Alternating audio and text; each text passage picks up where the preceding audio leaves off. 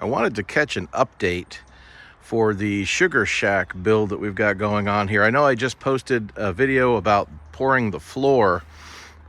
A real quick and dirty update, and I do have videos that I need to put in there. But we went from a chainsaw mill to this Mech Max, I believe it's the 18, the smallest one, to start cutting timber, because we did realize when you're actually trying to build a building, oh, we've got the Drake sign up there, it's looking good. Man, this much lumber, it's doing it with a chainsaw mill is possible, but it's backbreaking. But I wanted to catch, as I'm installing the boards here, enjoying a little bit of a, let's call it a sabbatical from work for a little while, going into the old boards and actually starting to get this thing put together. So now I'm using boards that we did cut back with the chainsaw, but here's the process. I'm basically, we've got the whole timber frame, but what I'm doing in between the frames is I'm putting a 2x6 and then a joist in the middle, and that gives the sideboards a place to attach up on the top, in the middle, and then we have a pressure treated sill on the bottom. And of course the sill is pressure treated, but other than the pressure treated sill, every other piece of lumber on this little building, oops, I've got the sun coming up behind the cupola, was milled by us here on site. And as you come in, like I said, I kind of wanted to capture this as I'm going, because it's a unique thing. I've got about half the boards on. I've got the whole front wall installed, and we will be putting, I think it's battens, it's batten board, so there'll be like a 3-inch or so wide board in on the outside on every joint that there is. So again, 2x6s going up is a place to mount the middle. We got a sweet boombox going on out here now while I'm building, and yeah, that's how things are coming along. We did install the skylights, and that was because of the roofing. The roofing was recycled. It was the leftovers from when the company last summer I had do the roof on my house, and they left me with that.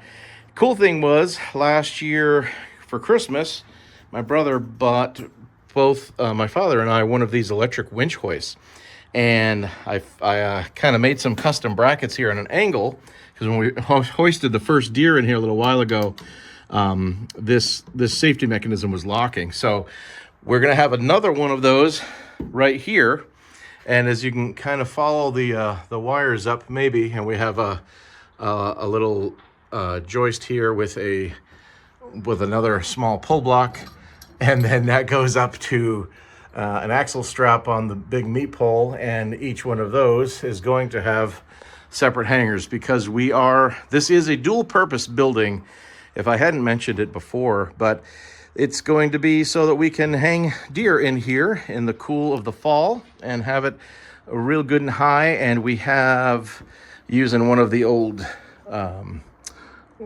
scales here as well, so it's going to be kind of neat. And we kind of joke around about also being able to have people ride on like a hammock chair, go, up and down, up into the rafters there. These boards won't be here once we're finished building the doors up in the cupola. And that's one of the last things that we do have to construct once the walls are up, is so we'll have like these flap doors so that the steam, because the evaporator is going to sit right there underneath the cupola. And the idea is that we'll be able to control those to flap them out so that the steam can rise up and go out. But wanted to just capture where we were with this at the moment. Is kind of, I feel like as the walls go up, it's going to finish fairly quick. And let me, for hopefully not make anybody sick, but kind of capture this side to get that view of what it is. And we'll be burning all the blocks and all the slab wood in the evaporator. And yeah, just an update for the Sugar Shack. But I'll come back in, and if anyone has any questions or whatnot, how we did this is kind of just a project that we've done, but I'd be happy to answer and how we're going about this. So thanks for joining, and we'll check back soon. Continuing on with the update, finally finished the rear wall and installed these two braces up here. We got a lot of rain coming tomorrow. I scavenged up some of the best of the lumber I could find that we have left, because we're getting thin on the lumber, but we think we calculated just right. I got to figure out the doors.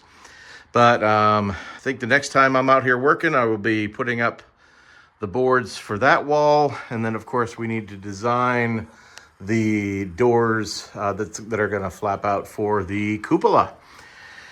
But this is a big accomplishment. All the walls are in. We still have to do the battens.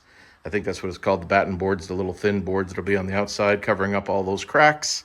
But for the most part, she's coming together.